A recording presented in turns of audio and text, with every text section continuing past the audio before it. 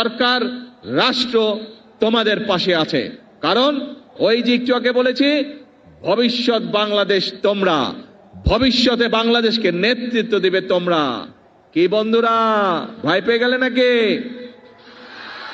Yes, জোরে বলতে হবে, না ভয় পাইনি আমরা। এই বাংলাদেশ একসময় পরাধীন ছিল।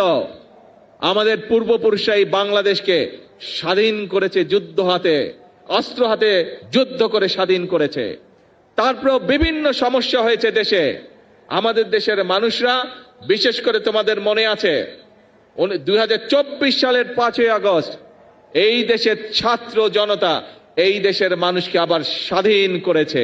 আবার আমরা সামনে এগিয়ে চলার পথ পেয়েছি। প্রিয় বন্ধুরা, কাজেই এখন তোমাদের নিজেদেরকে তৈরি করতে হবে।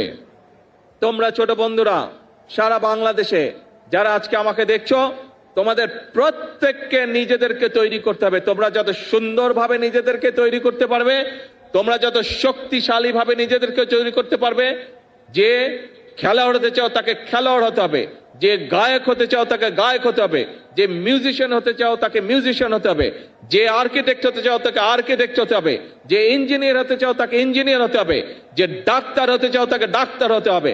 প্রত্যেককে তোমাদের গড়ে উঠতে হবে, তাহলেই বাংলাদেশ গড়ে উঠবে। আগামীর বাংলাদেশ সম্পূর্ণভাবে নির্ভর করছে তোমাদের উপরে। তোমরা যত ভালোভাবে সুন্দরভাবে গড়ে উঠবে, বাংলাদেশ তত সুন্দরভাবে তত শক্তিশালী ভিত্তির উপরে গড়ে উঠবে। কাজেই ছোট বন্ধুরা, আমাদের সময় প্রায় শেষ। এখন বাংলাদেশ তাকিয়ে আছে তোমাদের দিকে। আমরা শুরু করে দিয়ে যাব, তোমাদেরকে সামনে এগিয়ে নিয়ে যেতে হবে বাংলাদেশকে। পারবে? এখন বলো তো কে কে পারবে?